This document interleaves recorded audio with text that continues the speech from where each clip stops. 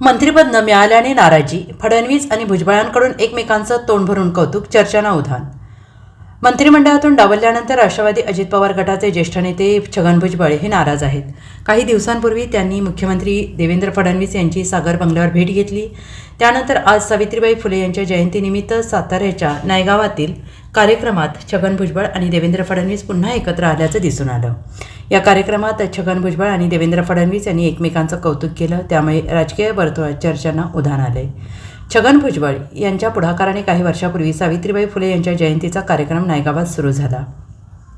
छगन भुजबळ हे दरवर्षी नायगावात येतात. देवेंद्र फडणवीस हे मुख्यमंत्री झाल्यानंतर त्यांनी या ठिकाणी येण्याचा निर्णय घेतला.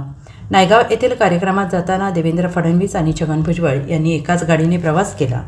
त्यानंतर सावित्रीबाई फुले यांच्या पुतळ्याला अभिवादन करण्यात आलं. त्यानंतर झालेल्या सभेत छगन भुजबळ म्हणाले, हरी नरके येथे मला घेऊन आले आणि मला सांगितलं या पडक्या वाड्यात सावित्रीबाईंचा जन्म झाला आहे. त्यानंतर इथे स्मारक उभारायचं आम्ही ठरवलं. मी त्यावेळी विधान परिषदेचा आमदार होतो. तो निधी इथे वापरायचं ठरवलं. सावित्रीबाईंना शेणाचे गोळे तुम्ही आणि सगळ्यांनी मारले. फक्त ब्राह्मणांनी नाही, फुलेंना काही ब्राह्मणांनी जसा विरोध केला तसा काहींनी मदतही केली. ज्या वाड्यात पहिली शाळा सुरू झाली ते भिडे ब्राह्मणच होते. देवेंद्रजी, तुम्ही सावित्रीबाईंचे काम पुढे नेत आहात म्हणून तुमचे धन्यवाद. विधिमंडळाच्या सभागृहाच्या समोर फुलेंची प्रतिमा लावण्याचं, महाज्योतीच्या माध्यमातून शिष्यवृत्ती देण्याचं काम तुम्ही आणि एकनाथ शिंदे यांनी केलं आहे. भिडेवाड्याचं काम सुरू झालंय, मात्र कामाला धक्का देण्याची गरज आहे. सावित्रीबाईंच्या नावाने दिला जाणारा पुरस्कार बंद आहे, तो पुन्हा सुरू करावा. वाफिक कहा जमाना हमारी उडान से और थे जो हार गए आसमान से, अशी शेरोशायरी त्यांनी यावेळी केली. कामं तर खूप आहेत.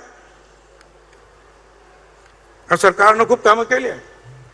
पहिलं काम मी तुम्हाला सांगतो माझ्या बांधवानं भगिनीने मात्र मंत्रालयामध्ये, मी विरोधी पक्षात होतो त्यावेळेला शिंदे आणि फडणवीस दोघेच सरकारमध्ये, आणि आम्ही मागणी केली की मंत्रालयाच्या प्रवेशद्वारावर छत्रपतींच्या प्रतिमा आहे, बाबासाहेब आंबेडकरांची आहे, जिजामातेंची आहे, सगळ्यांची आहे, महात्मा ज्योतिराव फुले, सावित्रीबाई फुल्यांचे नाही.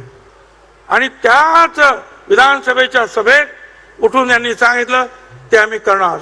शिंदे साहेबांनी सांगितलं, यांनी सांगितलं. आणि मी तुम्हाला सांगतो, अनेक वर्षाचं आमचं जे स्वप्न जे आहे काही महिन्यामध्ये जे आहे यांनी पूर्ण केलं. एवढंच नाही, या तरुणांच्या सबलीकरणासाठी आमच्या महाज्योतीला 453 कोटी रुपयाची भरीव तरतूद केली. केंद्र सरकारने आयोगाचा दर्जा दिला, ओबीसी आयोगाला संविधानाचा दर्जा दिला.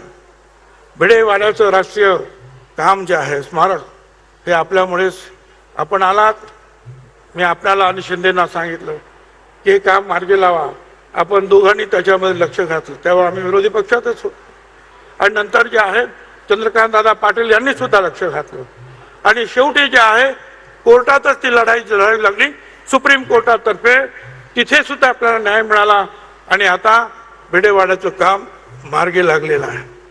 आता मला एवढंच सांगायचं आहे की महात्मा ज्योतिराव फुले आणि सावित्रीबाई फुले जिथे राहत होत्या, ज्या वाड्यामध्ये, जिथे ती विहीर, की ज्या विहिरीच्या जे पाणी पेटलं आणि क्रांतीची ज्योत पेटली, तो सगळा परिसर आणि 300 मीटरवर महानगरपालिकेचं असलेलं सावित्रीबाई फुल्यांचं स्मारक, हे जोडण्याचं काम आणि एकत्रित त्याच एक मोठा आराखडा आपण तयार केला. 100-200 कोटी रुपयाचं काम हा रखडत आहे.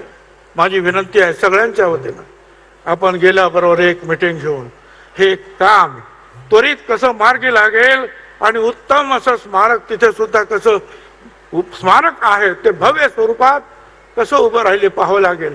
कारण मीटिंग घेण्यासाठी सुद्धा जागा नाही. हे आपण करायला पाहिजे. पैसे वगैरे मंजूर झालेला आहे, कामाला धक्के देण्याची आवश्यकता आहे. आपण अरणला आलात आणि त्या तिथे सुद्धा अवर्ग दर्जा तिथंच तुम्ही जाहीर केला आणि 140 तिथे सुद्धा आपण 100 कोटी रुपये जे आहेत ताबडतोब मंजूर केलेले आहेत.